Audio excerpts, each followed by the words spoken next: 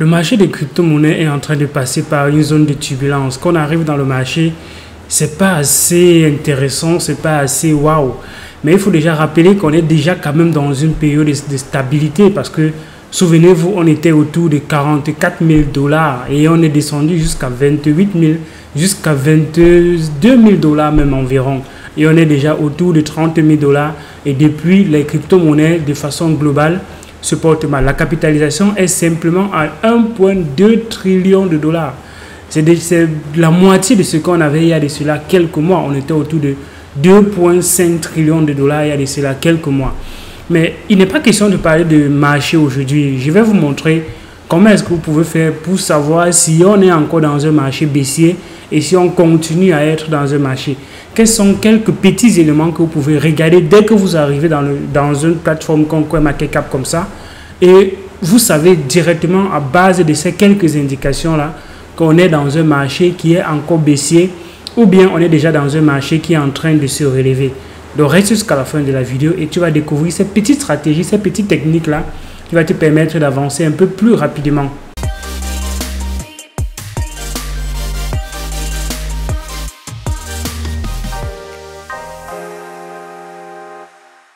Salut à toi, moi c'est Viscondio, bienvenue sur la chaîne. Ici on parle majoritairement de crypto-monnaies. Tu vois, il y a déjà une tonne de contenu qui existe sur la chaîne pour te permettre de grandir rapidement, comprendre les bases, comprendre les fondamentaux, comprendre comment l'écosystème est structuré et comment est-ce qu'on navigue à l'intérieur de cette forêt qui a tellement de pièges. Il y a plein de contenu sur la chaîne pour te permettre déjà de comprendre cela. Je t'invite donc à liker la vidéo, partager la vidéo, t'abonner à la chaîne si c'est quelque chose que tu voudrais régulièrement voir arriver dans ton radar, dans ton contenu. Active la cloche de notification. La deuxième chose que je t'invite à faire, c'est d'aller en description de cette vidéo et tu vas retrouver le lien du groupe Telegram de loin la première communauté crypto-éducation francophone avec des contenus que tu ne vas pas retrouver sur la chaîne. Rassure-toi que tu es dans cette communauté. La deuxième chose, c'est il y a un guide gratuit du débutant pour te permettre de comprendre les bases. Et si tu veux encore aller plus loin avec la tonne, si c'est la tonne de vidéos, c'est pas facile de naviguer dans tout cela et de comprendre minutieusement un certain nombre de choses. Il y a donc une formation. La formation est en description de cette vidéo pour te permettre de devenir un bon investisseur dans l'écosystème crypto avec toute l'expérience que nous avons déjà. Nous avons donc condensé cette série de 60 vidéos avec 10 crypto-monnaies qu'on met dans ton radar et bien d'autres stratégies qui font partie de cette formation, les NFT, les métaverses. Prends la formation, c'est en description de cette vidéo.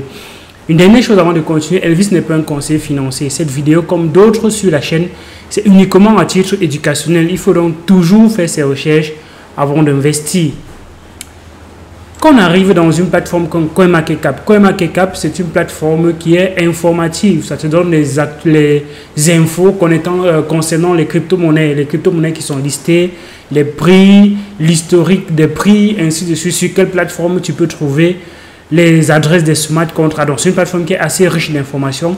On a déjà fait une vidéo précédemment qui expliquait comment tu peux justement bien utiliser CoinMarketCap pour avoir des informations et dénicher quelques petites pépites aussi dans CoinMarketCap. C'est possible.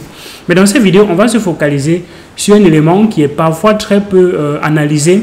Et donc, je mets cela aujourd'hui dans votre liste de choses que vous pouvez regarder pour encore grandir dans cet écosystème. Comprenez que le marché fonctionne en cycle. Et quand on est dans un cycle, à un moment donné, on va essayer de reprendre les bénéfices qu'on a fait dans le cycle.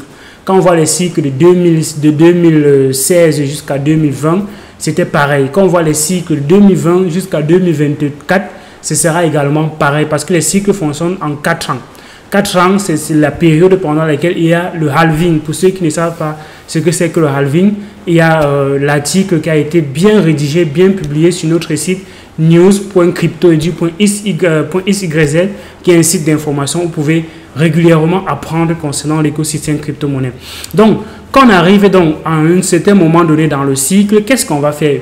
On va stabiliser son portefeuille et quand on stabilise son portefeuille, on va donc vendre ces crypto-monnaies contre les crypto-monnaies qui sont stables dans l'optique de dire, ok, si le marché baisse, on va racheter plus bas. Mais bon, ce serait quand même dommage qu'on stabilise son portefeuille et on le fait avec un stablecoin comme le Terra Luna qui a craché. Bon, on ne va pas revenir là-dessus. Mais majoritairement, ce que les gens font, c'est de stabiliser leur portefeuille sur des monnaies qui sont donc comme ça stables.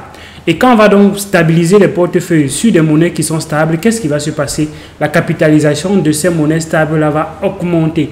Donc, plus les gens vont stabiliser leur portefeuille, plus la capitalisation des stablecoins va augmenter. C'est la raison pour laquelle, en regardant simplement le top 100 des crypto-monnaies, si on voit majoritairement les stablecoins à l'intérieur, ça veut dire que ce sont les stablecoins qui prennent plus de capitalisation et alors les gens sont encore en train de stabiliser leur portefeuille. Un simple fait comme ça que vous devez connaître et maîtriser pour justement quand on regarde la capitalisation comme ça, il y a certains qui arrivent et simplement regardent le top 100 des crypto-monnaies. Qu'est-ce qui fait partie du top 100? Est-ce que ce sont les stablecoins qui montent majoritairement dans ce top 100-là? Et on va essayer de compter les stablecoins dans ce top 100 et vous allez vous rendre compte que oui, effectivement, les gens sont encore en train de stabiliser leur portefeuille. Quand la capitalisation de ces stablecoins va baisser, c'est peut-être un indicateur pour te dire que oui, le marché est en train de repartir. Les gens sont en train de vendre leurs stablecoins pour acheter les crypto-monnaies en essayant de s'exposer encore davantage pour essayer comme ça de prendre encore de capitalisation. Voilà une petite stratégie.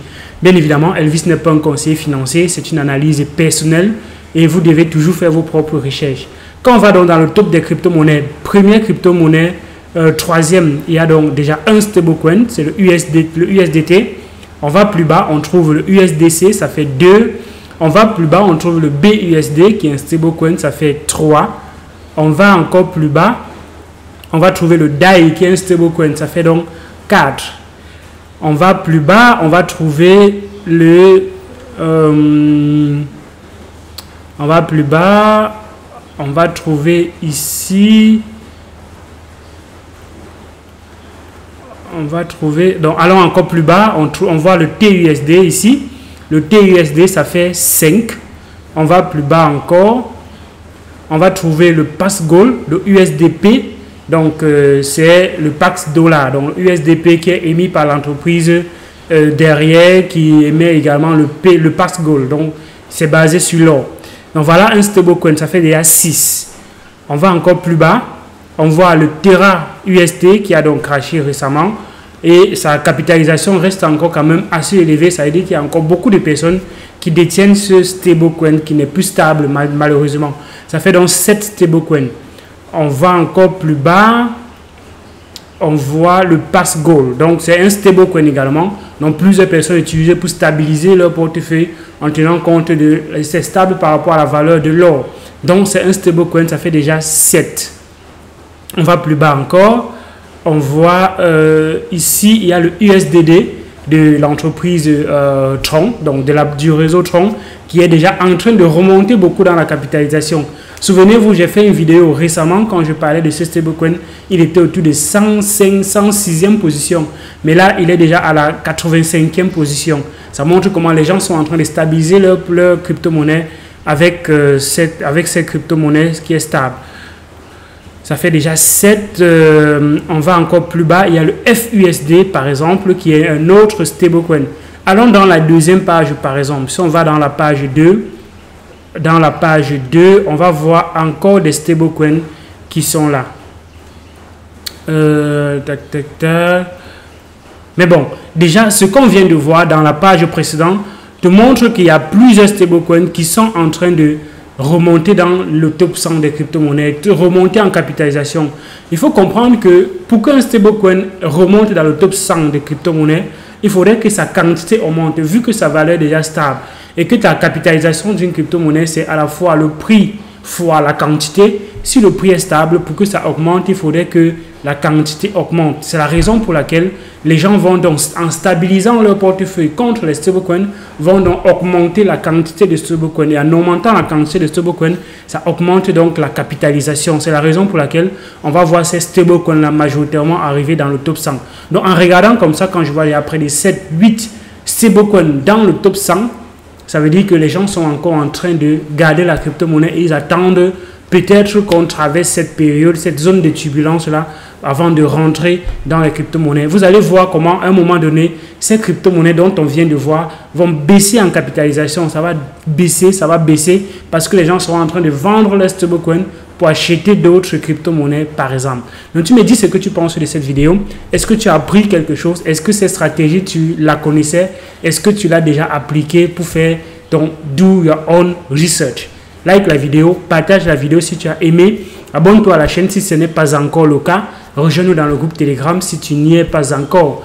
Et alors, pour encore aller plus loin, il y a la formation et il y a également notre site d'information news.cryptoedu.xyz qui va te permettre de grandir dans l'écosystème crypto. C'était Elvis Konjo d'ici à la porte-toi bien. Il y a d'autres vidéos sur la chaîne. Ciao.